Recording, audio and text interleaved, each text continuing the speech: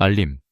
이 영상은 실제 사건을 바탕으로 정보 전달, 교육, 그리고 올바른 사회 인식 확산을 목적으로 제작되었습니다. 본 영상의 내용은 어떠한 폭력 행위나 범죄 행위도 미화하거나 조장할 의도가 전혀 없습니다. 일부 장면에는 폭력적이거나 불쾌감을 줄 수 있는 묘사가 포함되어 있을 수 있으며 만 18세 미만이거나 이런 내용에 민감한 분들은 시청에 주의하시기 바랍니다. 시체 발견. 수원의 한 아파트에서 2005년 10월 12일 아침 경기도 수원시 영통구의 한 조용한 아파트 단지에는 평소와 다름없는 평화로움이 감돌았다. 김재호 32세는 여느 때처럼 이른 시간에 잠에서 깨어났어야 했지만 그날은 조금 특별했다. 그는 딸 김소희 7세와 함께 장인어른 댁에서 하룻밤을 보내고 돌아오는 길이었다. 전날 저녁 아내 이민정 28세 이 집에 혼자 남아있어 조금 마음이 쓰였지만 매일같이 반복되는 일상에 잠시 감각이 무뎌진 것도 사실이었다. 배송한 아침 공기를 마시며 김재호는 딸의 작은 손을 잡고 아파트 현관문 앞에 섰다. 그 순간 그는 평소와 무언가 다르다는 느낌을 강하게 받았다. 평소라면 집안에서 들려올 이민정의 분주한 움직임 소리나 음식 냄새, 하루를 여는 상냥한 인사 등이 있어야 했다. 그러나 그날 아침 집안에서는 아무런 기척도 느껴지지 않았다.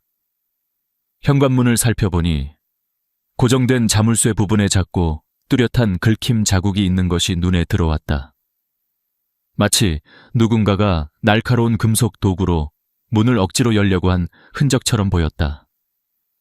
당황한 김재호는 주머니에서 열쇠를 꺼내 문을 열었다. 도어락 비밀번호를 눌렀지만 전자음이 3차례 삐익 울린 뒤에도 문이 쉽게 열리지 않았다. 이상함을 느낀 그는 잠시 딸을 아파트 복도 한쪽 벤치에 앉혀두고 침착하게 손에 힘을 모아 문을 당겼다. 잠금 장치가 덜컥 풀리며 묵직한 문이 천천히 열렸다. 문이 열리자마자 코를 찌르는 강한 쇠냄새, 익숙하지 않은 피비린내가 한순간에 퍼졌다. 김재호의 가슴은 세차게 요동쳤다. 그는 순간적으로 숨을 멈추고 조심스럽게 거실로 들어섰다. 거실과 주방 쪽에는 어지럽혀진 흔적이 전혀 없었다. 소파 위에는 아이의 인형이 그대로 놓여 있었고 식탁에는 미처 정리되지 않은 컵 2개, 반쯤 남은 커피 자국만이 고요하게 남아 있었다. 그러나 이상하게도 이러한 일상적인 풍경 사이에 묻혀있던 불길한 기운은 점점 더 강렬해졌다. 그의 발걸음은 저절로 부부 침실 쪽으로 향했다. 김재호는 조심스럽게 아내의 이름을 불렀다. 민정아, 대답이 없었다. 2-3차례 더 불렀을 때도 마찬가지. 그리고 문득 그는 침실 문손잡이가 안쪽에서 반쯤 잠겨있는 느낌을 받았다. 문이 단단히 닫혀 있었기에 더욱더 불안한 마음속에 있는 힘을 다해 문을 세게 밀었다. 그제야 쾅 하는 소리와 함께 문이 열렸다. 순간 김재호의 눈앞에는 평생 잊을 수 없는 광경이 펼쳐졌다. 흐릿한 아침, 햇살 사이로 하얀 시트에 붉은 피가 넓게 번진 침대, 그 위에 그대로 쓰러져 있는 이민정의 몸. 그녀는 알몸에 가까운 상태였다. 희뿌연 살결 위로 선명한 자상, 치상, 이 곳곳에 남아 있었다. 주변 벽과 바닥에도 핏방울이 흩어져 있었다. 손에 힘이 빠진 김재호는 거의 쓰러질 뻔했다. 그가 본 아내의 얼굴은 공포에 일그러진 채로 눈을 뜬 상태였고 입가에는 굳은 혈흔이 슬프게 번져 있었다. 충격과 슬픔으로 정신을 잃을 뻔한 그는 떨리는 손으로 본능적으로 아내의 맥을 짚었다. 하지만 이미 차가움만이 돌아왔을 뿐 생명 신호는 느껴지지 않았다. 민정아, 이리 와. 절규하듯 외친 목소리는 금세 아파트 복도를 타고 퍼졌다. 7층 복도 저편에서 이상한 기색을 감지한 이웃 주민들도 하나둘씩 몰려들었다. 김재호는 망연자실한 얼굴로 그 자리에서 꺼져가는 촛불처럼 몸을 쳐졌다.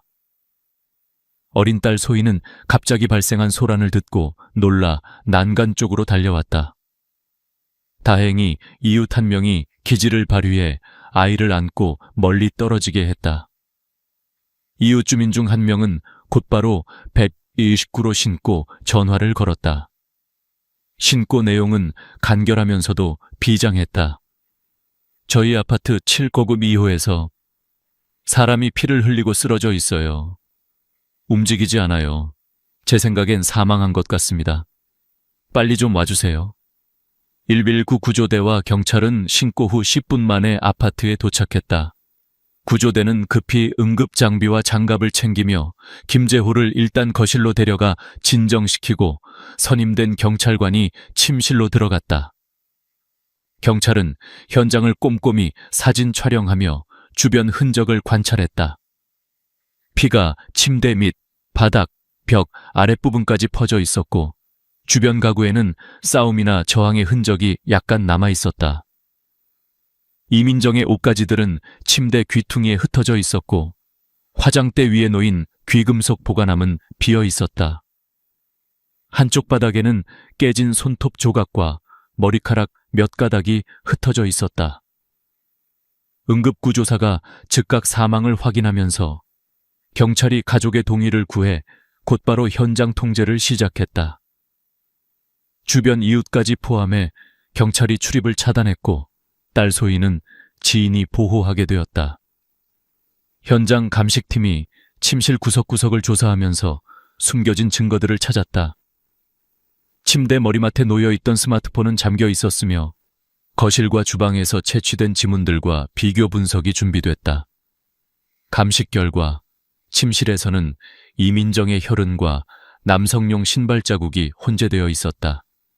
이민정은 얼굴, 목, 가슴, 복부에 걸쳐 무자비하게 23차례 이상 칼에 찔린 상태였다.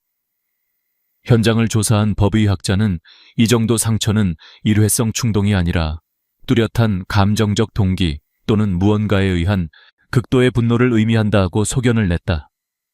경찰은 주변 아파트 CCTV를 확인하기 시작했다. 그 과정에서 사건 전날 밤 이민정이 마지막으로 건물에 들어서던 시간과 그 후 아무도 출입하지 않은 정황도 일부 확보했다. 다음으로 남편 김재호가 현재 어떤 위치에 있었는지도 명확히 해야 했다. 사건의 초기 감식에 참여한 경찰관 이수진 경위는 현장에 도착했을 때 피해자의 표정이 너무도 인상적이었다. 한편으로는 두려움, 한편으로는 절망감이 섞인 듯 눈을 크게 뜨고 있었고 손끝은 마지막 순간 무언가를 막으려다가 멈춘 것처럼 굳어 있었다고 했다. 한편 가족과 친구들, 이웃 주민까지도 김씨 가족이 평소 얼마나 조용했고 남편 김재호가 내성적이지만 매우 가정적인 인물이라는데 의견을 같이 했다.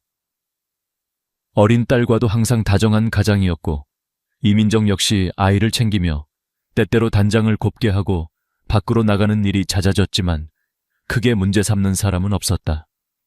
김재호는 큰 충격에 휩싸였고 경찰의 간이 질문에도 거의 알아듣지 못한 채 울음을 터뜨렸다. 소방대원은 그에게 담요를 둘러주며 빠른 조치 덕분에 둘째 피해자는 발생하지 않았다며 어린 소희의 안전에도 각별히 신경 썼다. 이날 아침 피해자가 발견된 시간은 오전 8시 45분이었다. 최초의 현장 사진 기록과 함께 경찰은 과학수사대 및 법의학 전문가 등 8명으로 구성된 긴급 수사팀을 꾸렸다. 신속하지만 침착하게 피해자의 집 내부 구조와 외부 도어락, 침실 배치, 혈흔의 방향, 침구류의 흡수량 등을 세밀하게 기록했다. 이민정의 생전 마지막 행적을 파악하는 것도 중요했다. 경찰은 피해자의 스마트폰 통화와 메시지 기록을 제출받아 분석을 시작했고 최근 통화 내역과 지인들, 특히 직장 동료들과의 연락관계를 면밀히 살폈다. 10월 11일 밤 10시경 이민정이 오늘 힘들었으니 푹 쉬라는 메시지를 카카오톡으로 친구에게 남기고 더 이상 답장이 없는 것이 확인됐다. 경찰은 수사의 일환으로 김재호의 아내가 마지막으로 목격된 시간과 김재호와 딸이 장인어른 집에 머문 사실을 신속히 확인했다.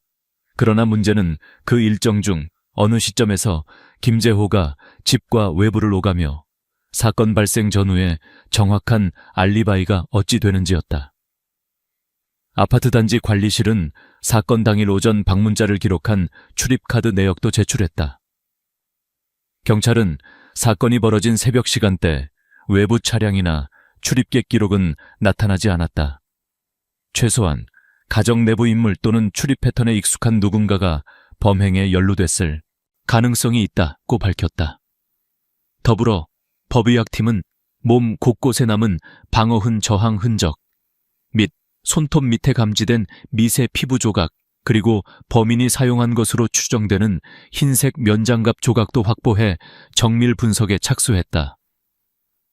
그날 아침의 적막감, 무거운 공기, 그리고 황급히 아파트를 어슬렁거리는 주민들 모습까지 모든 것은 단 하루아침 평범했던 가족을 송두리째 비극으로 끌고 간 참극의 서막이었다.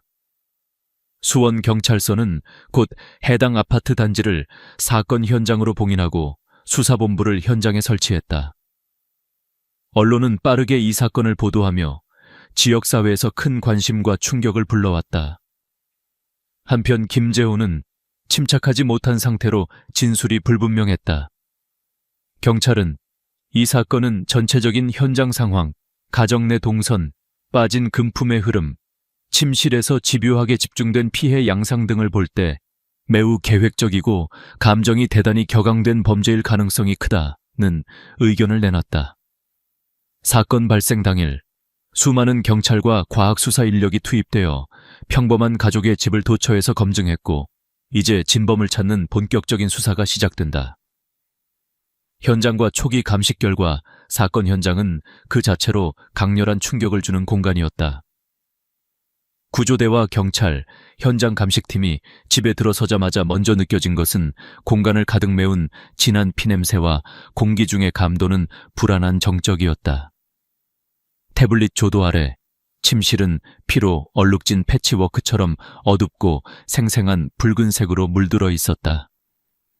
사람이 자는 곳, 꿈꾸는 곳의 이미지는 온데간데 없고 그 자리에 남아있는 것은 싸늘한 침묵과 처참한 혈흔뿐이었다. 침대는 하얀 시트 위 넓은 방형으로 피가 번져 있었다. 이민정의 시체는 엎드린 채로 맨몸 그대로 침대 한복판에 놓여 있었다. 손발은 어딘가 저항했던 흔적을 남긴 듯 경직되어 있었고 얼굴은 옆으로 살짝 돌아간 채 두 눈은 넓게 떠져 있었으며 입가 주변엔 응고된 혈흔이 번져 있었다. 법의관은 빠른 시일 내에 사인이 무엇인지, 시간은 언제인지, 외상 및 방어흔의 유무를 확인해야 했다.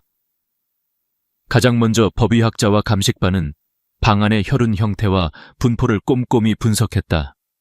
침대 시트와 벽, 바닥에 튀고 번진 피해 패턴들은 공격이 침대 위에서 극렬하게 이루어졌고 피해자가 침대 반경 내에서 치열하게 저항했음을 시사한다. 또한 도락 쪽과 문 주변에는 아주 미세하게 손자국과 피 얼룩이 겹쳐서 남아있었지만 현관 또는 주방, 거실 등에는 거의 영향 흔적이 없었다. 침실 내 가구와 물건의 대부분은 그대로인 상태였으나 화장대, 위 보석함은 열려 있었고 금목걸이나 팔찌 등 고가의 장신구가 사라진 점이 확인됐다. 이 점은 단순 강도 침입인지 아니면 이를 위장한 특정인의 계획적 침입인지 초기 단계부터 수사 방향에 혼란을 주었다. 법의학자는 시신 외관부터 세밀히 관찰했다. 총 23개의 자상이 주로 흉부와 복부, 일부 팔꿈치 및 어깨에서 발견됐다. 일부 상처는 깊이 5cm가 넘었고 내장기관까지 손상시켰으며 대부분은 사인을 즉각적으로 일으킬 수 있는 치명상임이 분명했다. 그러나 몇몇 상처에는 혈흔이 더 적거나 자상을 피하려다 생긴 듯한 방어흔도 있었다. 손가락 관절엔 미세한 베이문과 타박이 함께 있었고 손톱 아래에는 살점과 실오라기 목화 섬유, 그리고 상대와의 몸싸움 흔적도 포착됐다. 감식반장은 혈흔의 방향성과 크기, 벽으로 튄 흙뿌림 정도를 분석해 범인이 어느 위치에서 얼마나 강한 힘으로 흉기를 휘둘렀는지 추론했다. 칼자국의 간격과 깊이, 방향을 통해 범행이 상당히 격앙된 감정 상태에서 매우 신속하고 반복적으로 이루어진 것임을 알 수 있었다. 자상의 흐름 대부분이 정면 혹은 측면에서 가해진 점, 공격 시 사망자의 움직임과 방어, 그리고 최소 5분 이상 몸부림쳤을 가능성 등도 현장 혈흔 분석으로 밝혀졌다. 또한 현관문 쪽 자물쇠와 실란트 주변에 남은 긁힘 자국, 미세 손상 파편 등은 현관 출입 자체가 거칠게 시도되었음을 뒷받침했다. 하지만 도어락의 강제 해제가 완전하지 않았고 현관문보다는 오히려 침실 쪽에서 직접 출입이 이루어졌을 가능성, 즉 가족이거나 내밀한 관계의 인물이 비밀번호 등으로 접근했을 개연성이 커졌다. 거실과 주방 등 다른 생활 공간엔 특이하게 어질러진 흔적, 금품을 찾아 헤맨 형태는 거의 없었다. 오히려 범인은 침실 내 특정 공간 보석함, 서랍장만 집중적으로 뒤졌다는 점에서 피해자의 평소 생활 습관이나 귀금속 보관 위치를 알고 있었던 인물일 것이라는 추론이 자연스레 나올 수밖에 없었다. 현장의 또 다른 중요 단서는 침대 옆 쓰레기통에서 발견된 사용된 콘돔이었다. 즉각적으로 과학수사팀이 수거해 DNA 채취에 들어갔고 피해자 이민정 외 성인 남성의 것으로 보이는 전객과 체액이 확인됐다. 범행이 성적 동기와 연관된 것인지 최소한 범행 몇 시간 전에는 피해자와 최소 한 명의 남성이 현장에서 있었음을 강하게 시사하는 발견이었다. 이 점도 수사팀에겐 중요한 갈림길이 되는 단서였다. 침실 입구, 욕실 쪽 타일에는 크고 작은 혈흔 족적, 성인 남성의 이류 우이 70m가량의 발자국이 희미하게 남아있었다. 족적 형태, 혈흔 분포, 이동 경로상의 패턴을 통해 범인 동선, 사건 당시 이동 속도와 긴박함 정도도 추적할 수 있었다. 감식반은 해당 족적의 실측 결과를 즉시 확보해 주민 및 가족들의 신발 사이즈, 범행 시간 추정과 연결해 추가 조사를 펼쳤다. 초기 감식 중 또 하나의 쟁점은 피해자 손목, 발목 등에서 발견된 멍과 압박근의 위치 및 형태였다. 이는 범인이 소리를 막기 위해 강제로 제압하거나 이동, 저항 방지 목적으로 가한 압박으로 해석될 수 있었다. 현장 보존을 위해 과학수사팀은 신속히 출입 인원 명부를 작성, 외부인의 출입을 엄격히 제한했다. 가족 모두를 분리해 예비 면담에 들어갔고 어린 딸은 심리치료사와 함께 안정조치를 받았다. 당시 사건 담당 경찰관들은 첫 소견으로 이 사건은 계획적 범행 또는 감정 폭발로 인한 극단적 범죄일 가능성이 매우 높다고 정리했다. 평소 가족관계, 최근 피해자 주변 인간관계, 금전 연애 문제 등 모든 사적 동기와 외부 침입 가능성 두 갈래로 동시에 초기 수사 방향을 잡았다. 여기에 관리사무소에서 제공한 아파트 출입 기록, 엘리베이터 CCTV 등은 사건 전후 외부인의 진입이 없었음을 뒷받침했다. 이는 범인이 피해자와 최소한 신뢰 관계에 있었거나 구조상 출입 패턴을 충분히 아는 인물일 수 있음을 암시했다. 현장 감식이 끝난 후 법의학자와 감식관, 경찰, 수사과장이 모여 1차 브리핑을 진행했다. 피해자는 강한 저항 흔적, 방어흔, 치명적 자상 등 계획과 충동이 뒤섞인 범죄 양상, 도어락 손상은 위장 흔적의 가능성, 귀금속 도난은 침실 외 물품의 건드림과 대비, 범인 내밀한 정보 소유자일 가능성, 사용된 콘돔, 족적과 혈흔 패턴 등 복수의 단서에서 어렵지만 치밀한 분석이 요구된다는 점. 이렇게 치밀하게 정돈된 2시간여의 초기 감식이 끝나자 모든 데이터와 시신, 관련 증거물들이 공식 체증되어 본격적인 과학수사와 용의자 소환, 수사망 확대가 시작됐다. 수원 영통의 평범한 아파트 한가운데 충격적인 피해 흔적과 싸늘한 침묵은 그날 이후 오랫동안 어둠의 상징으로 남게 된다. 외도 의혹 현장 감식과 시신 부검이 진행됨과 동시에 경찰은 이민정의 최근 행적과 대인관계에 대한 광범위한 조사를 시작했다. 사건 초기 단순 금품 강탈이나 무차별 침입 범죄를 의심했던 수사팀은 곧 감정이 혼재된 매우 개인적 동기가 있음을 강하게 인지하기 시작했다. 이런 분위기 변화의 중심에는 피해자의 라이프 스타일 변화와 대인관계에서 나타난 여러 신호들이 있었다. 몇 달 전부터 이민정은 남편 김재호와의 사이가 눈에 띄게 소원해졌다는 것이 주변에 일치된 증언이었다. 친정어머니는 딸이 최근 들어 외모에 신경을 많이 쓰고 평소보다 더 자주 외출하거나 늦게 들어오는 일이 잦았다고 말했다. 평소 집안일에 충실하고 조용했던 성향과는 다르게 그녀의 SNS에는 값비싼 레스토랑, 브랜드 액세서리, 화려한 의상 제작 사진이 하나둘씩 올라오기 시작했다. 지인 중 한 명은 근래 들어 민정 씨가 현금이 넉넉해진 듯했고 집에서는 잘 볼 수 없는 고가의 장신구를 착용하는 일이 부쩍 늘었다. 고도 말했다. 이민정이 주로 일하던 수원시 영통구 근처의 한 소규모 바비라를 사장과 동료들은 민정 씨가 약 4개월간 주말 야간 아르바이트를 했다. 손님 중 특정 남성과 유독 가까이 대화하는 모습이 눈에 띄었다고 진술했다. 동료 강다현은 특히 한 남성, 키가 크고 말투가 다소 거칠며 늘 검은 셔츠를 입던 한석규 가명라는 손님과 자주 단둘이 술을 마셨다. 종종 밤이 늦게 가게 앞에서 택시를 타거나 인근 골목에서 사라지는 걸 몇 번 목격했다고 구체적으로 증언했다. 경찰은 즉시 이들의 동선 확인과 CCTV 분석에 들어갔다. 편의점, 골목길, 바 인근의 방범 카메라에는 한석규와 이민정이 다정하게 걷거나 심야 시간대 깊은 대화를 나누는 모습이 여러 차례 포착됐다. 바 내부 CCTV에는 그들이 함께 웃거나 테이블 건너편으로 손을 맞잡는 장면도 기록되어 있었다. 더불어 이민정의 폰 문자 메시지에는 보고 싶다. 오늘은 남편 출장이라 늦게까지 있어도 돼 등 일상적으로 나누기에는 지나치게 친밀한 대화가 저장되어 있었다. 경찰은 한석규의 신원 및 전과 기록을 조회했다. 한석규는 과거 폭력 및 업무방해죄로 집행유예를 선고받은 전력이 있었다. 현재는 이름을 바꾸고 택배 물류센터에서 일용직을 전전하는 상황이었다. 동네바와 주변 상권에 정기적으로 출입했고 최근엔 이민정의 배에 더 자주 들르는 모습을 보였다고 다수의 목격자가 증언했다.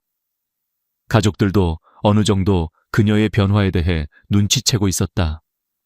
남편 김재호는 경찰 조사에서 아내가 예전 같지 않게 외출이 잦고 휴대폰 통화를 집요하게 숨기거나 글이나 통화 기록을 지우는 일이 자주 발생했다. 어떤 날은 전화기에 비밀번호까지 바꿔 나도 확인할 수 없었다고 털어놨다. 언쟁이 있던 날 혹시 다른 남자 만나는 것 아니냐는 의심을 직설적으로 드러냈지만 이민정은 친구일 뿐이라며 강하게 부인했다고 한다. 이웃, 동네, 아줌마, 바단골 중 일부도 경찰의 참고인 자격으로 불려왔다. 단골 김혜진은 며칠 전에 민정 씨 집 근처에서 검은 셔츠 입은 남자가 늦은 밤 서성이는 걸 본 적 있다. 아파트 뒷문 쪽으로 들어가는 것 같았는데 당시엔 대수롭지 않게 넘겼다고 증언했다. 또 다른 이웃은 누구와 함께 있는 모습을 봤냐는 물음에 한 번은 남편이 없는 밤중 민정 씨 집 창문에 2명의 그림자가 비친 걸 본 적이 있다고 이야기했다. 수사팀은 이렇듯 지속적으로 쌓여가는 증거와 주변 증언을 종합해 외부 인물과의 부적절한 관계 가능성에 공식적으로 무게를 두기 시작했다.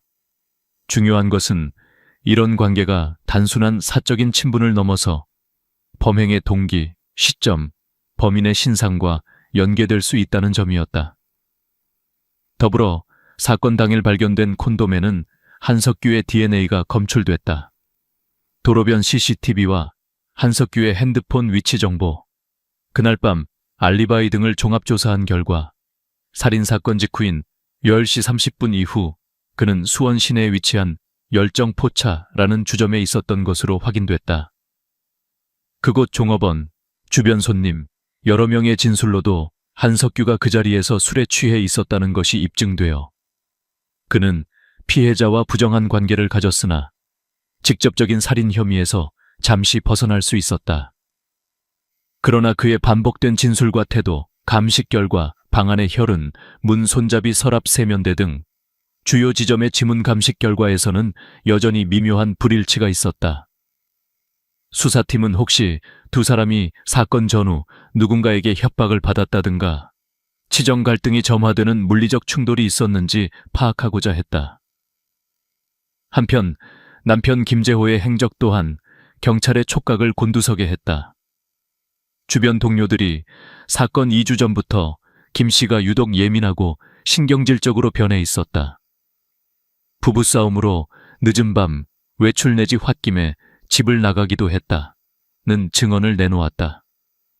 김 씨 본인이 직접적으로 아내의 외도를 눈치챘고 매우 고민하며 답답해했다는 주변의 이야기까지 수사 기록에 추가됐다. 이처럼 피해자 이민정을 중심으로 얽히고 설킨 관계와 그 안에서 불거진 외도 의혹은 가족 내 갈등이라는 새로운 범죄 실마리를 제공했다.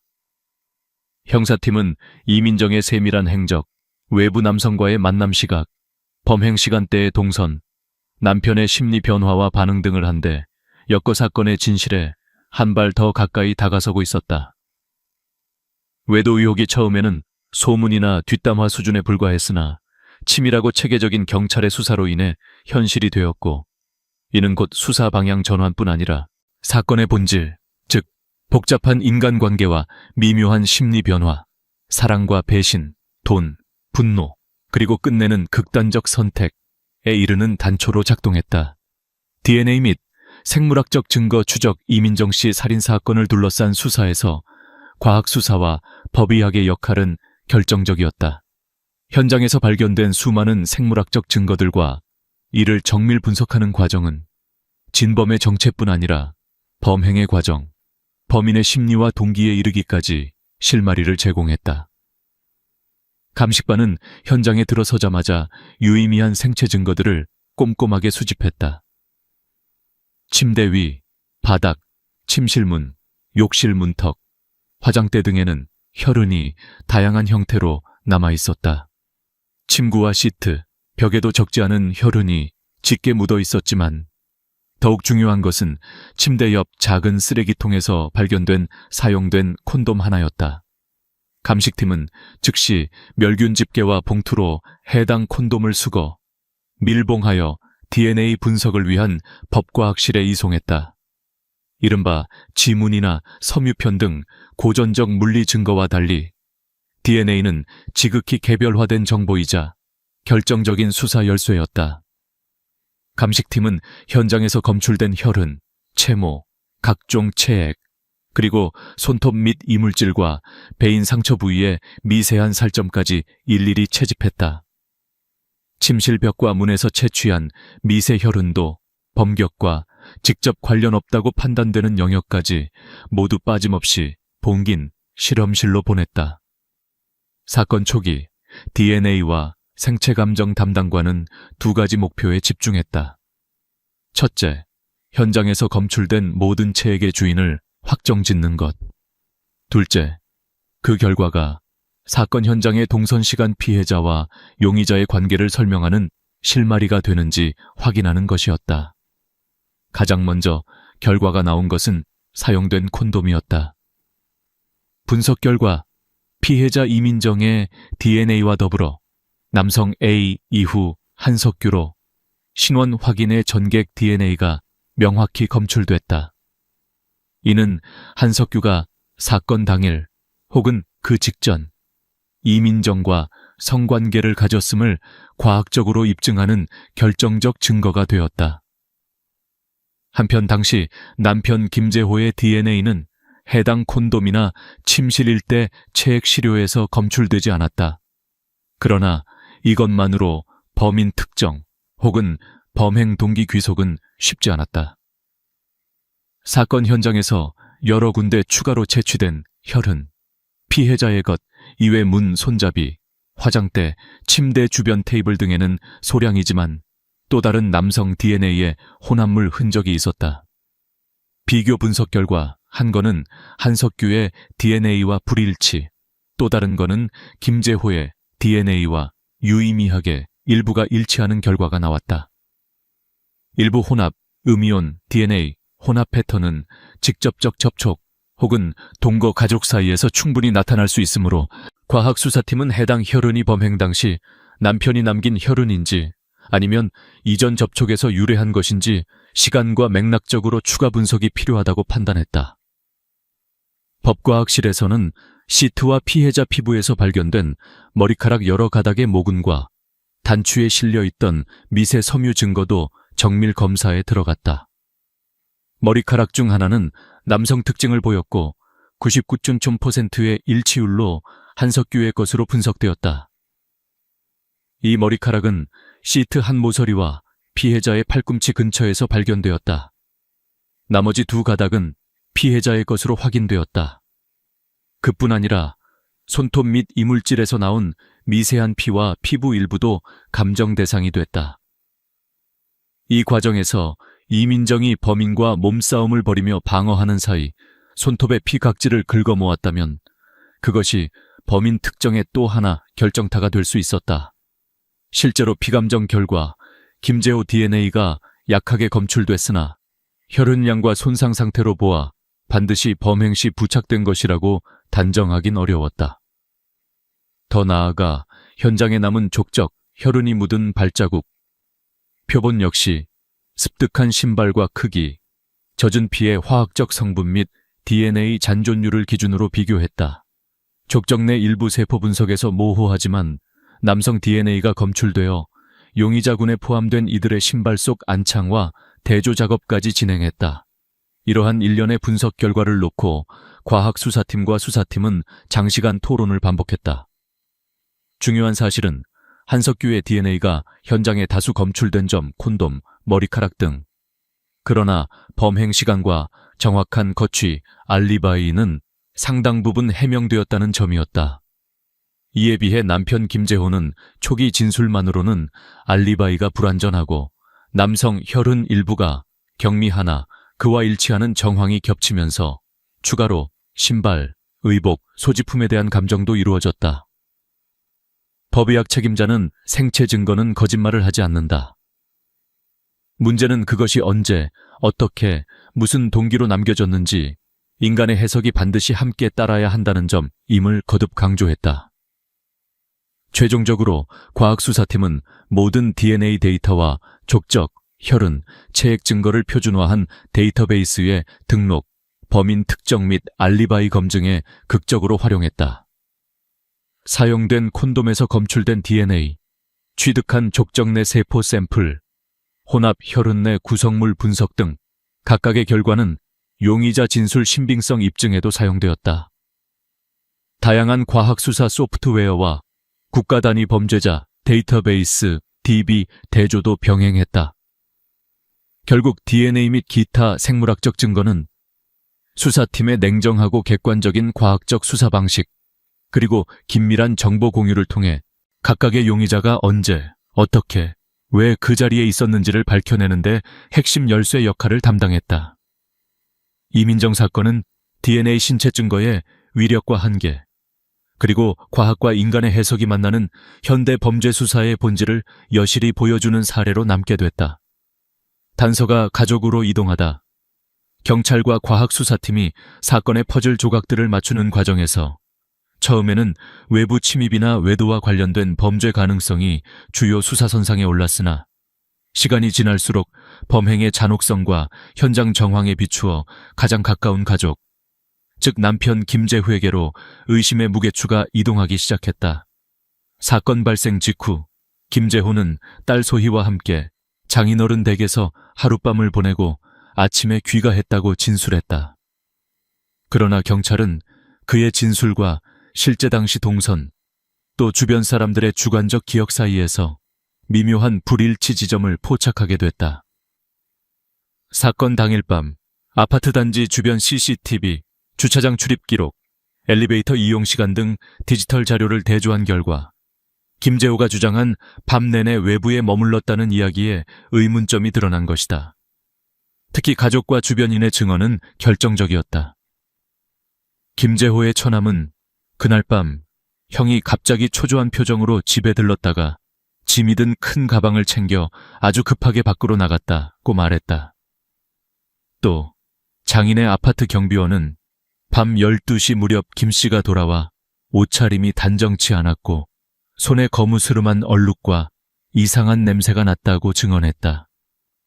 이미 남편이 심리적으로 매우 불안정한 상태였음을 곁눈질로 목격한 가족들도 많았다.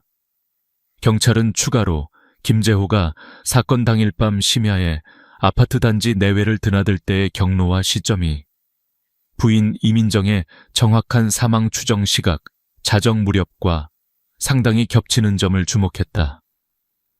초기에는 외도 상대인 한석규에게 DNA 증거와 행적 조사에 무게를 두었지만 그가 범행 추정 시간엔 외부 주점에 있었고 여러 명의 목격자가 확증적 알리바이를 제공해 오히려 김재호 쪽이 틈이 많은 대상이 되었다. 과학수사팀이 범행 이후 김재호의 신체, 옷까지, 휴대품 등을 정밀 분석하면서 그의 회색 점퍼 소매와 운동화 바닥, 양손 손톱 틈새 등에서 미량의 혈흔, 세정 흔적, 묘하게 눅눅한 피 냄새가 감지됐다. 이는 김재호가 부인 사망 이후 놀라 당황해 제대로 씻어내지 못했거나 만진 옷에서 아직 채취가 남아있음을 보여주는 중요한 단서였다. 실제로 옷에서 채취한 혈흔은 피해자인 이민정의 혈액형 및 DNA와 확실히 일치했다. 추가로 경찰이 확인한 중요 증거는 바로 가방이었다. 김재호가 집에 들렀을 때 급하게 챙겨 나온 그 큰 가방 안에는 행방불명됐던 이민정의 금목걸이, 귀걸이, 고급 팔찌와 함께 상당 금액의 현금이 들어있었다. 경찰은 이 점을 두고 강도 침입이 아니라 가족 내부 문제를 외부 범죄인 양위장하려는 시도로 강하게 의심했다. 특히 보석함의 위치, 사라진 물품의 종류, 시간대별 동선과 행동 패턴을 조사한 결과 김재호만이 해당 귀금속과 현금을 비교적 간단히 확보할 수 있는 입장에 있었음이 여러 번 확인됐다. 가장 섬세하고 집요한 수사는 심리적 압박과 진술 변화의 추이에 집중했다. 김재호는 수사 초기엔 의도적으로 침착한 태도를 유지하려 했다. 그러나 시간이 갈수록 동공이 흔들리거나 말끝이 흐려지고 경찰이 딸과 관련된 질문이나 이민정의 생활 변화, 집안 경제 사정, 최근 부부간 다툼의 빈도 등을 집요하게 물으면 극심하게 긴장하는 모습을 노출했다. 신문 과정에서 아내가 요즘 점점 변해갔다. 나만 이 집에서 투명한 존재가 된 것처럼 느꼈다는 말도 남겼다. 수사팀은 김재호가 범행을 은폐하기 위해 매우 계획적으로 행동했지만 그 과정에서 남긴 실수에 집중했다.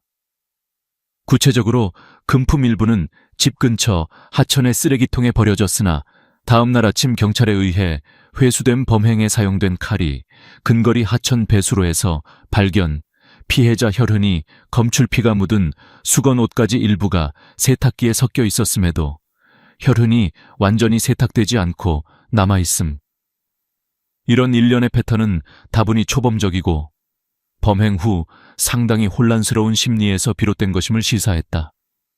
수사팀은 가족 중 한 사람이 심리적 압박이나 분노 또는 경제 감정적 갈등의 극심한 스트레스를 받아 결국 한순간에 돌이킬 수 없는 일을 저질렀다고 판단할 수밖에 없다는 분석을 내놓았다. 수사 결과가 공개되면서 이웃과 가족들 역시 혼란에 빠졌다. 평소 조용하고 아이를 잘 돌보던 남편이었는데 믿을 수 없다는 반응이 속출했다. 하지만 섬세하게 얽힌 모든 단서와 증거의 흐름은 더 이상 외부인이 아닌 가족 내부, 그 중에서도 김재호를 중심으로 사건의 실체가 드러나고 있다는 사실을 명백히 드러내고 있었다.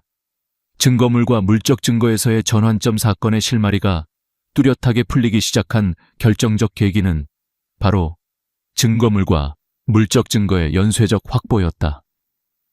그전까지 수사팀은 피해자 이민정의 외도 의혹, 외부 침입, 가족 내 갈등 등 다양한 가능성을 열어두고 광범위하게 수사를 펼치고 있었다. 하지만 시간이 흐르면서 하나둘씩 드러난 구체적인 물적 증거들은 수사 방향을 결정적으로 바꾸는 단계적 전환점이 되었다. 첫 번째 전환점은 사라진 귀금속과 현금의 흔적이었다. 범인은 누가 보아도 침실 내 보석함에서 값비싼 목걸이, 팔찌, 귀걸이 등을 골라 사라지게 만들었다.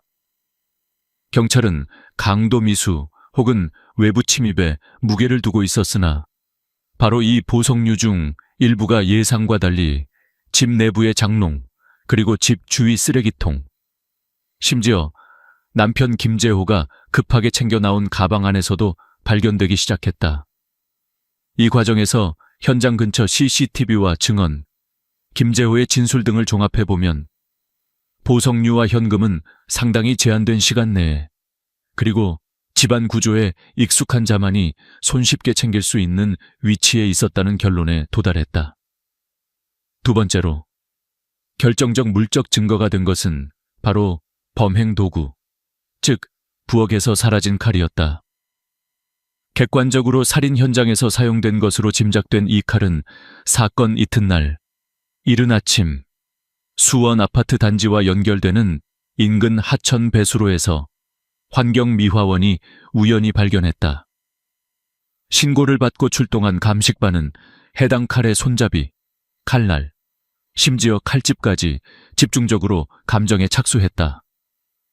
현미경 감정과 화학검사 결과 칼날에는 피해자 이민정의 혈흔이 다량 남아있었고 손잡이에서는 미량이지만 김재호의 피부세포까지 검출되었다.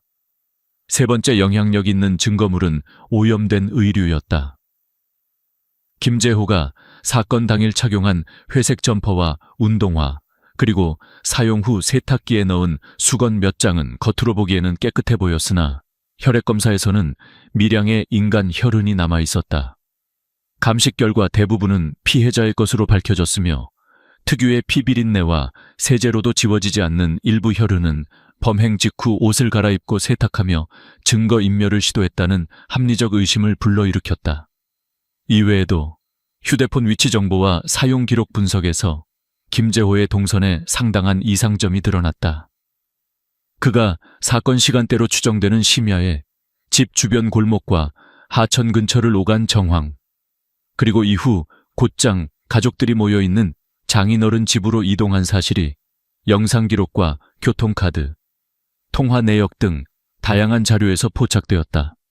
특히 범행에 사용된 것으로 판단되는 대형 쓰레기 봉투 안에서도 중요한 증거들이 다수 발견됐다. 피해자의 피가 묻은 옷가지 일부, 작은 보석함 조각, 그리고 사건 당일 이후 사라졌던 집 열쇠 뭉치까지 나왔다. 집 열쇠의 손잡이와 금속 부분에서는 지문과 미세한 혈흔이 검출되었는데 이 역시 김재호와 피해자 모두의 유전자 정보와 일치했다. 현장에 남겨진 작은 흔적 하나하나가 가족 내부 인물, 특히 남편이 침착하려 노력하면서도 실제론 허둥지둥 흔적을 남긴 심리 상태를 드러냈다. 경찰과 과학수사팀은 강도 위장 범죄의 가능성 대신 단일 용의자가 상황을 조작하려 했다는 점에 초점을 맞췄다. 바꿔 말해 누군가 외부 침입자로 보이게 현관문 손상 금품 분실을 꾸미고 사건 후 증거물들을 서둘러 자택 시로에 곳곳에 흩뿌린 정황이 도리어 범행의 진실을 역추적하는 결정적 실마리가 됐다. 가족이나 일상생활을 가장 가까이에서 관찰하던 사람만이 접근할 수 있는 위치, 또 심야 시간대의 동선과 증거물 습득 시간, 처분 방식까지 모두 김재호를 향하는 흐름이었다. 증거물의 의미는 여기에서 그치지 않는다.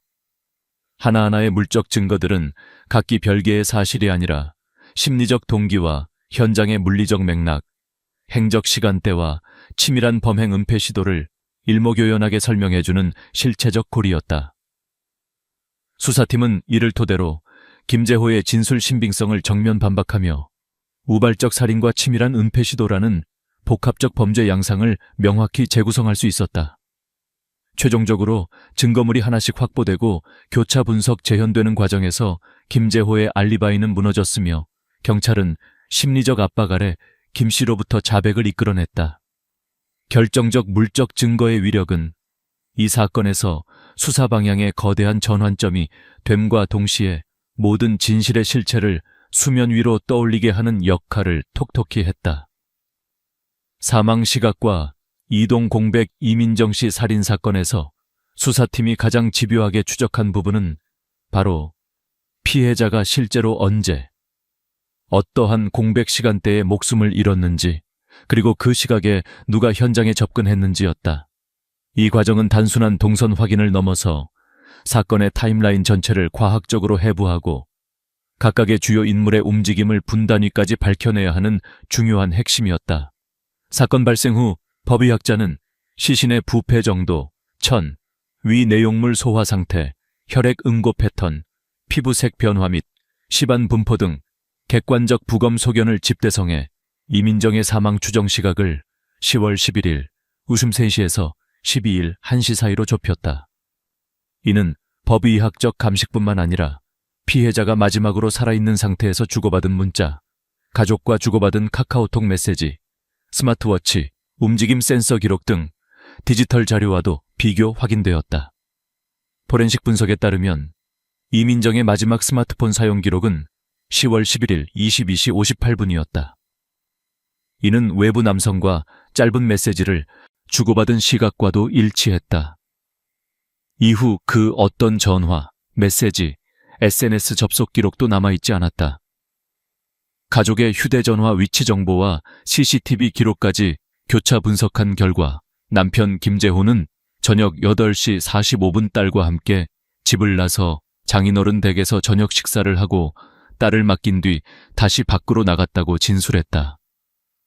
관건은 김재호가 사건 추정 시각 23시 L시에 어디에 있었느냐는 점이다.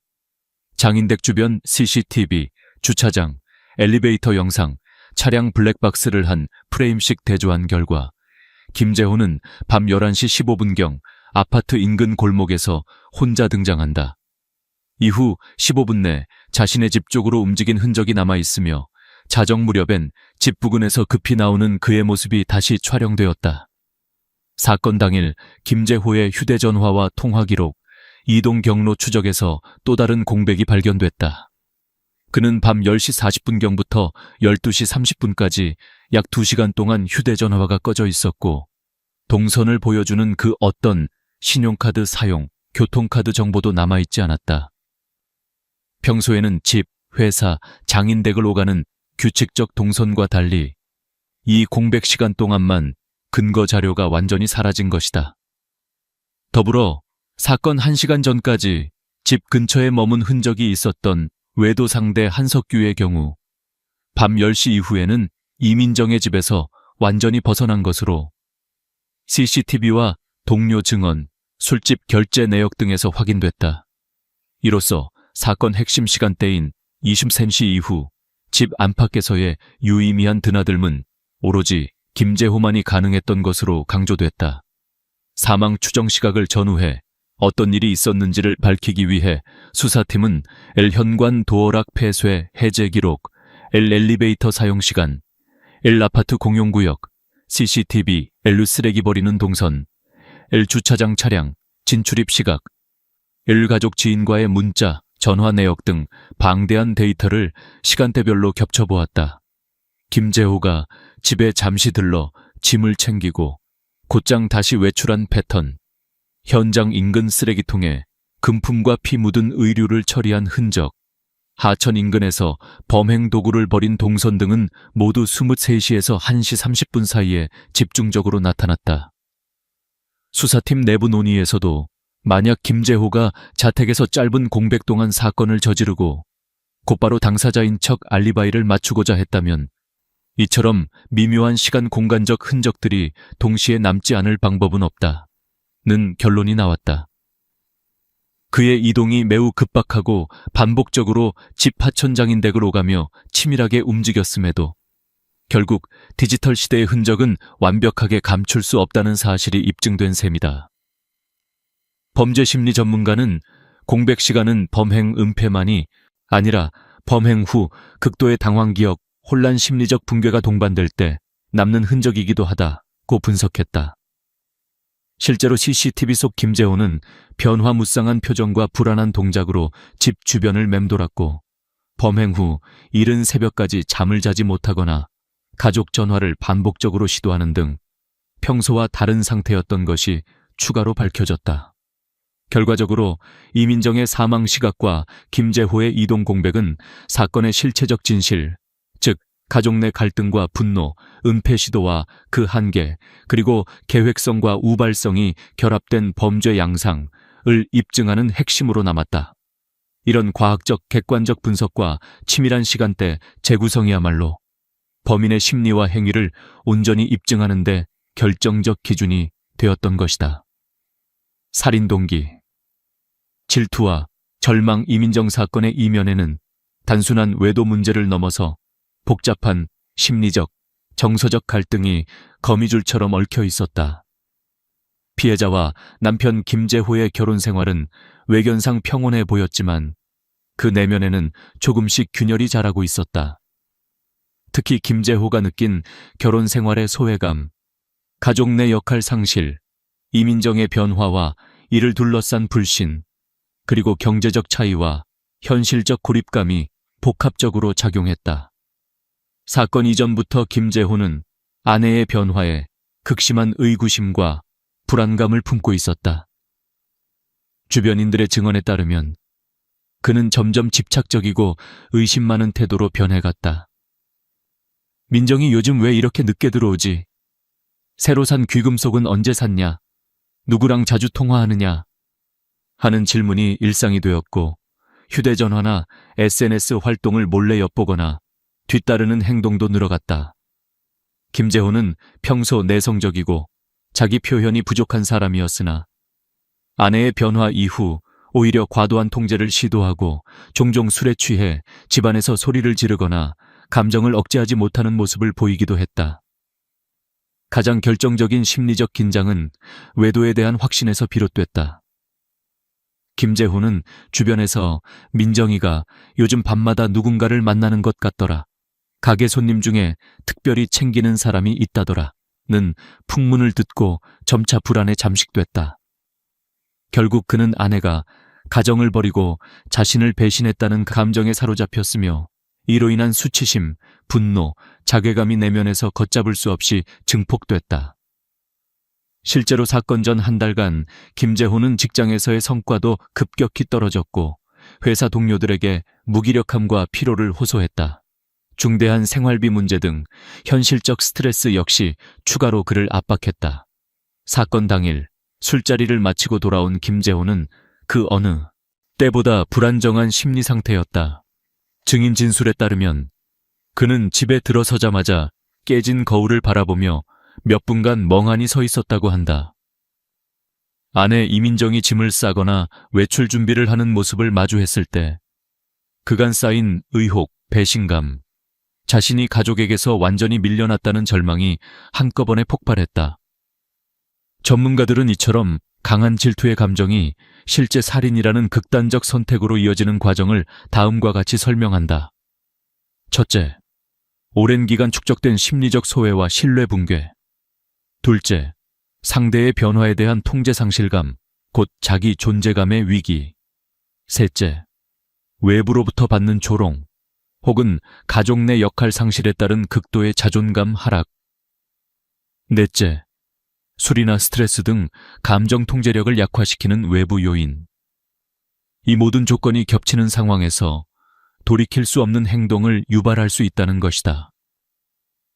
실제로 김재호는 경찰 신문에서 아내의 이중 생활을 알게 되었을 때 내가 느낀 분노와 슬픔은 평생 겪어보지 못한 감정이었다. 내가 가정을 위해 뼈 빠지게 일했는데 나만 혼자가 되어 뒤처진 기분이었다고 토로했다. 그의 진술에는 지속되는 외로움, 가정 내에서 거듭된 무시와 패배감, 그리고 마지막까지 남아있던 가족이라는 줄이 끊어지는 순간의 고통이 고스란히 묻어나왔다. 수사팀의 프로파일러는 가정 내 살인은 사랑의 단절, 신뢰 상실, 심각한 질투와 절망이 복합되는 상황에서 순간적 폭발로 나타나는 경우가 많다고 분석했다. 김재호는 평소 감정을 잘 드러내지 않는 타입이었으나 내면에 쌓인 분노와 절망이 한꺼번에 폭발하며 돌이킬 수 없는 비극을 초래한 것이다. 더욱이 그는 범행 직후 자신이 이성적으로 상황을 수습할 수 있으리라고 생각했으나 실제로는 심각한 공황 상태와 후회, 그리고 또 다른 자포자기 속에서 일련의 은폐 시도, 현장 위장, 금품 처리 등에 매달렸음이 수사로 드러났다. 이 살인사건은 단순한 외도의 대가나 우발적 폭력 이상의 의미를 지닌다. 가족 내 평온 뒤에 감추어진 불신, 결핍, 고립, 사회적 경제적 스트레스, 심리적 부적응 등 여러 층위의 문제가 서로 얽혀 분노와 절망이라는 연쇄 반응을 낳았고 결국 가정의 파국이라는 결론을 만들었다. 김재호에게 질투는 단순한 개인 감정이 아니었고 절망은 모든 통제권을 상실한 인간이 느끼는 근본적 좌절로 자리 잡았다. 사회적으로도 이 사건은 가족 내 갈등과 소통 단절, 심리적 위기 관리의 중요성을 다시금 일깨운다. 오랜 갈등과 질투, 절망이 적절한 해소와 지원 없이 방치될 때 의외로 가까운 평범한 이웃에게서도 상상할 수 없는 비극이 일어날 수 있음을 우리 사회에 뚜렷하게 경고하고 있다. 자백 김재호가 범죄를 자백하기까지의 과정은 단순히 증거의 압박에 굴복했다기보다 내면의 죄책감과 심리적 붕괴, 그리고 모든 상황이 자신의 거짓말과 더 이상 맞지 않음을 뼈저리게 자각한 결과였다. 사건 초기 김재호는 비교적 침착한 태도로 신문에 임했다. 가족이나 경찰 누구에게도 직접적인 혐의를 받지 않는 듯 행동하며 일관되게 집에 없었다. 아내의 이상 행동은 몰랐다. 강도 사건일 뿐이라는 주장을 고수했다. 그러나 수사팀의 포위망은 서서히 좁혀왔다. 그의 동선에 남은 못은 피해 흔적, 증거물 이동 경로, 그리고 가족 내 빚어진 관계의 균열 등이 하나둘씩 객관적으로 드러나면서 김재호의 진술은 점점 설득력을 잃어갔다. 특히 경찰은 장시간에 걸친 수사신문에서 자신들이 이미 입수한 물증과 과학적 결과를 단계별로 제시했다. 피해자의 혈흔이 남아있는 그의 옷, 쓰레기통에서 회수된 귀금속과 피 묻은 수건, 범행 도구에서 검출된 지문, 휴대전화 위치 정보의 공백 등 경찰은 모든 퍼즐 조각을 하나씩 내밀었다. 그때마다 김재호는 눈빛이 흔들리거나 작은 손짓, 말끝 흐림 등 미세한 심리적 동요를 보였다. 신문이 반복되면서 경찰은 아내 이민정의 생활 변화와 두 사람의 최근 갈등, 경제적 압박, 김재호 자신의 심리 상태에 대해 집중적으로 질문했다. 수사관은 가족을 사랑하지 않았냐? 아내가 떠나는 것이 두려웠냐? 딸의 미래에 대해 생각해 본 적 있냐? 와 같은 질문을 통해 김재호의 내면의 숨은 감정과 죄의식을 자극했다. 결국 결정적인 고비는 현장 위장 흔적의 허술함과 알리바이의 붕괴, 그리고 마주 앉은 딸의 사진을 본 순간 찾아왔다. 김재호는 한동안 침묵했고 끝내 고개를 떨군 채 더 이상 거짓말을 할 수 없다. 내가 모든 것을 망쳤다 라고 중얼거렸다.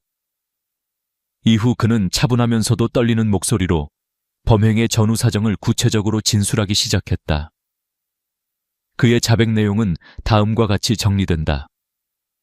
저녁 술자리에서 돌아와 평소와 달리 집이 조용한 것을 느꼈다. 침실 안에 들어서자 이민정이 옷가지를 챙기며 외출 준비를 하고 있었다. 순간 오랜 불신과 배신감, 경제적 좌절과 분노, 그리고 가족이 자신을 떠나갈지 모른다는 두려움이 한꺼번에 밀려와 스스로를 통제할 수 없었다.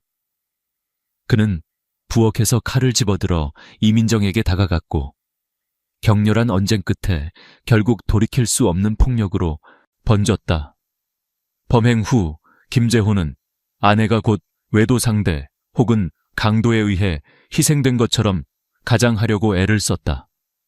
집안을 일부러 어지럽혀 강도 침입의 흔적을 만들고 금목걸이, 귀걸이, 팔찌 등 귀중품과 현금을 임의로 챙긴 뒤 일부는 가방에, 일부는 근처 하천 쓰레기통에 분산시켰다. 핏자국이 묻은 옷가지와 수건은 세탁기에 섞어 세탁했고 범행 도구 칼은 하천에 내던졌다. 그 후 장인어른 댁으로 돌아가 딸과 함께 있는 연기를 이어갔다. 수사팀은 김재호의 자백 전과 후 진술의 일관성과 증거상 세부사항, 특히 현장 재현 및 범행 동선, 심리적 동요의 흐름까지 꼼꼼히 검증했다.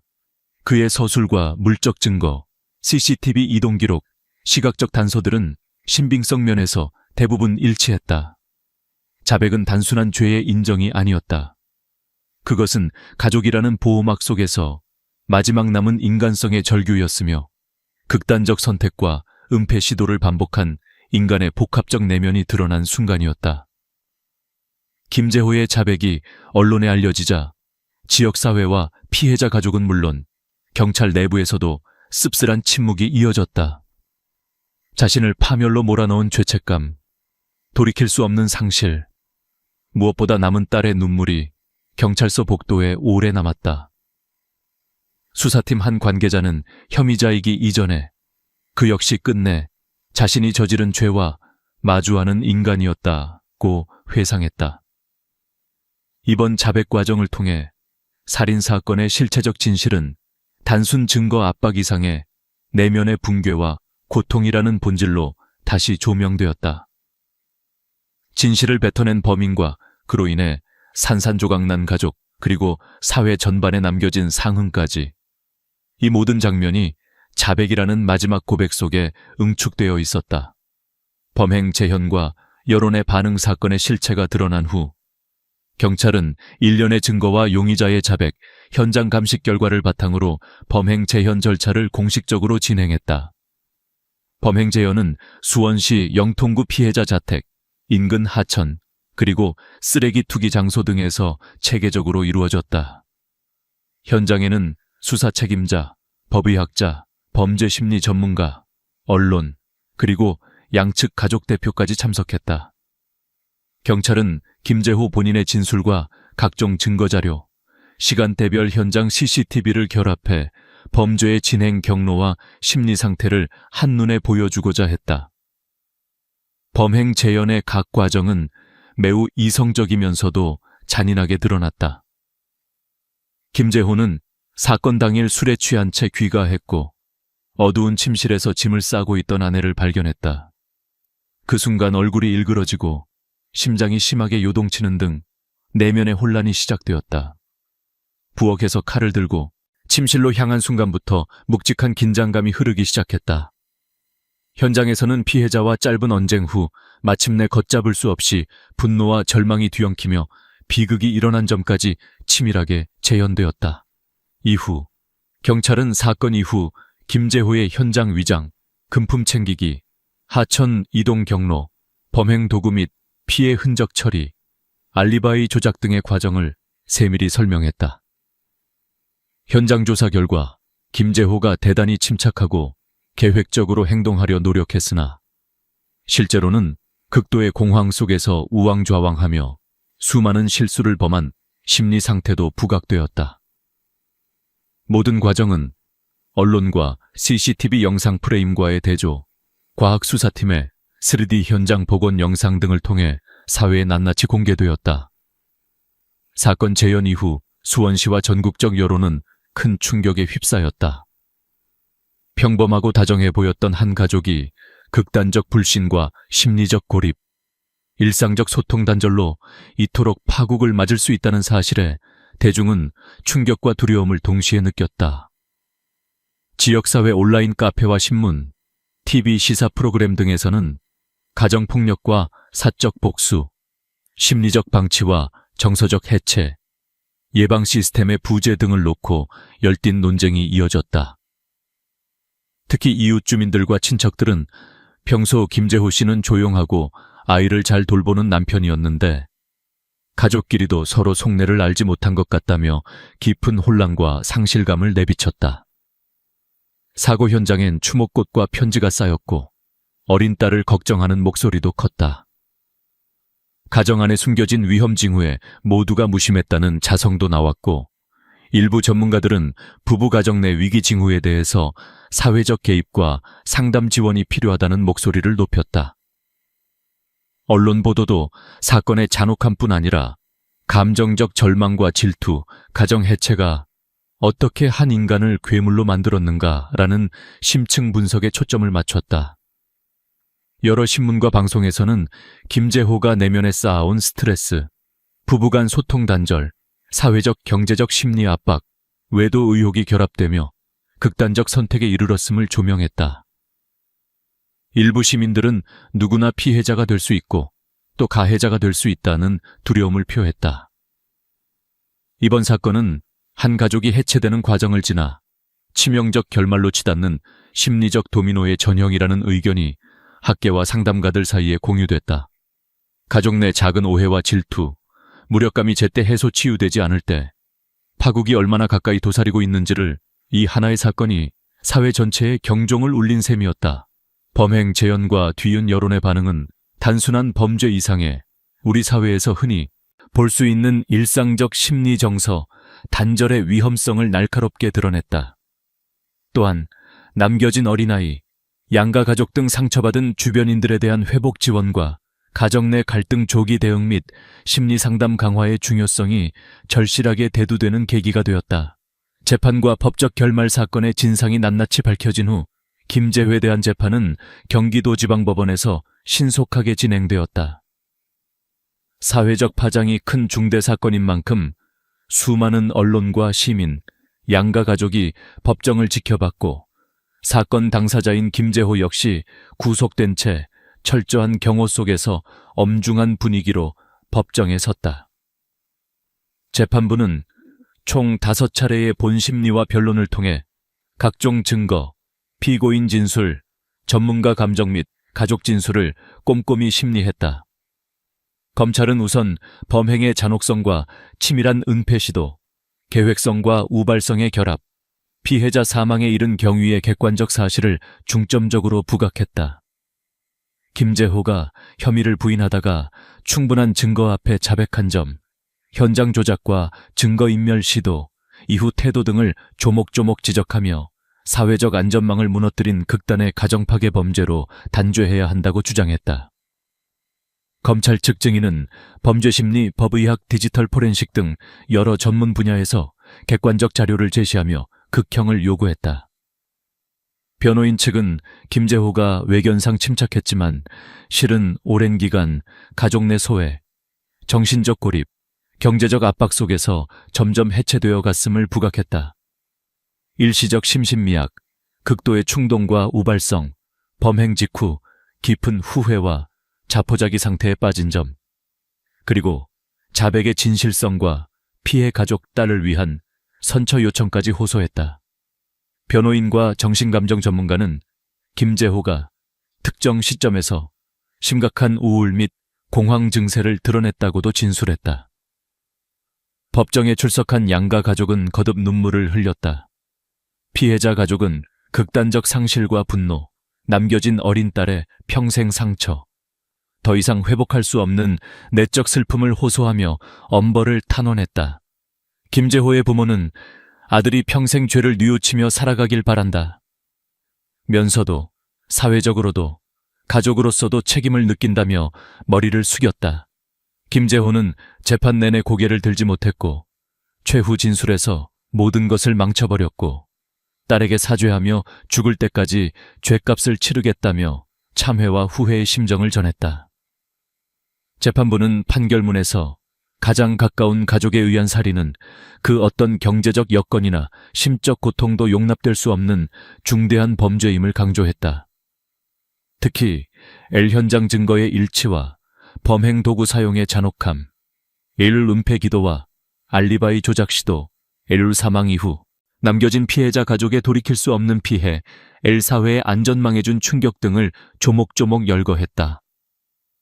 반면 오랜 심리적 고립과 범행 직후 자백에 이른 과정, 자녀를 향한 참회의 마음 등도 일부 참작 사유로 언급됐다. 최종적으로 법원은 김재획의 특수살인 및 증거인멸 혐의로 사형 집행정지 포함을 선고했다. 추가로 피해자와 관련된 금전 부동산 등 일체의 재산은 범죄 수익으로 간주해 국가에 귀속하기로 결정했다. 남겨진 어린 딸에 대한 양육권은 피해자 측 외가에 귀속되었고 필요한 심리상담 및 복지 지원도 병행되기로 판결했다. 이 사건 이후 법적 사회적 여파는 컸다. 한편으로는 가정 내 갈등 관리와 위기신호 감지에 대한 제도 정비, 심리상담, 가정폭력 예방 시스템 강화의 필요성이 도마 위에 올랐다. 사회는 평범한 가족에서 극단의 참사가 얼마든지 일어날 수 있음을 뼈아프게 체감했다. 재판 이후 시민사회단체와 지역기관들도 가족상담 확대, 심리위험군 조기 발굴 지원을 촉구했다. 결국 김재호 사건의 법적 결말은 한 생명이 꺼지고 또 다른 생이 평생 치유가 어려운 상처 속에 남겨지는 우리 사회의 오랜 경종이 되었다. 법정은 냉검한 선고와 동시에 가정사회 안전망의 재점검이라는 숙제를 남겼다. 비극적 가족범죄의 피해 교훈, 수원 영통의 한 가정에서 일어난 끔찍한 살인사건은 단순한 한 가정의 비극이 아니라 지금 이 순간도 어디선가 비슷하게 반복되고 있을지 모를 현대 가족의 위기와 사회적 맹점을 적나라하게 보여주었다.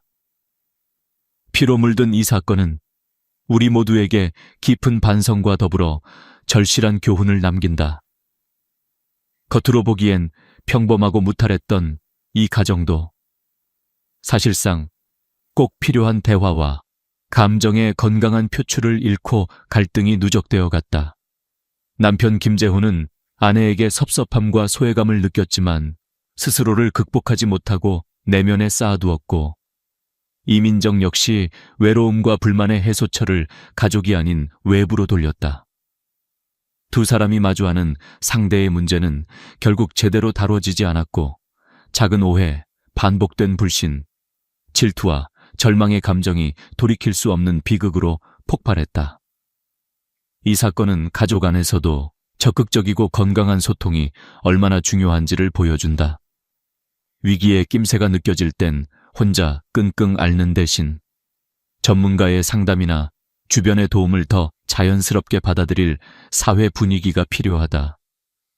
김재호는 여러 경제적 압박, 가족 내 역할 변화, 아내와의 정서 단절 등 복합적 스트레스에 시달렸지만 제때 적절하게 감정을 표출하거나 도움을 구하지 않았다. 극한의 분노와 절망, 충동이 쌓인 상황에서 폭력으로 비화했을 때 이미 너무 늦어버린 뒤였다. 다시 한번 강조되는 사실은 정신 건강이 곧 개인과 가족, 나아가 공동체의 안전과 직결된다는 점이다. 한국 사회는 여전히 남성의 감정 표현이나 심리 상담을 낙인으로 여기는 문화가 강하다.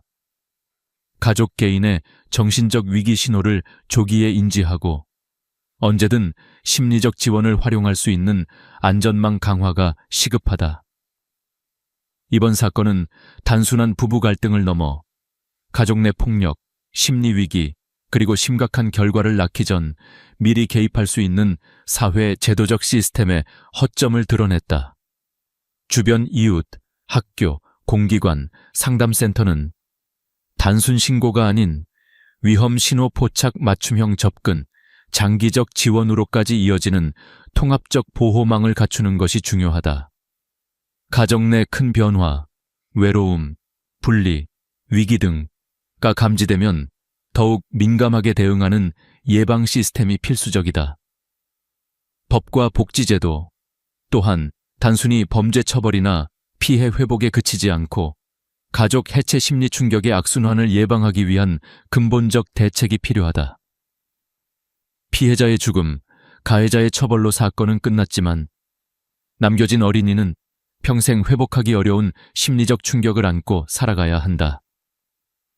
양가 가족 모두의 삶 역시 송두리째 무너져 내렸다. 사회는 앞으로 이런 피해자와 유가족에게 실질적 심리치료, 상담, 경제적 지원을 꾸준히 제공해야 한다. 한편으로는 가정 내 불화와 위기가 있을 때 사전에 멈추고 재정립할 수 있는 시스템을 오늘보다 더 촘촘하고 접근성 높게 만들어야 한다. 상담기관, 마음건강센터, 지역사회학교, 온라인 관련 자원 등이 일상에서 활발히 활용되어야 한다. 이 사건의 본질은 폭력과 비극이 먼 곳 이야기가 아니라 내 주변, 내 가족, 내 자신에게도 언제든 닥칠 수 있음을 일깨운다는 점이다. 현대 가족은 갈수록 더 고립되고 빠르게 변하며 내면의 고통은 종종 침묵 속에서 커진다. 지금 주변의 가족, 친구, 이웃에게 작은 관심과 따뜻한 말을 건네는 것, 자신의 감정에 솔직해지는 연습과 용기, 마음이 힘들 때 도움을 구하는 것이 더 이상 이상하거나 부끄러운 일이 아님을 모두가 서로 지지하고 북돋아주는 사회 분위기. 이것이야말로 같은 비극이 반복되지 않게 하는 근본적 예방책이자 피해 교훈이 남긴 가장 값진 유산일 것이다. 이처럼 한 가정의 피 묻은 참사는 우리 모두에게 소통, 공감, 사전 개입, 회복 지원의 중요성을 다시 한번 일깨웠다. 지금 이 순간에도 비슷한 위기 속에서 힘들어하는 누군가가 있다면 우리는 오늘의 이 교훈을 잊지 말아야 한다.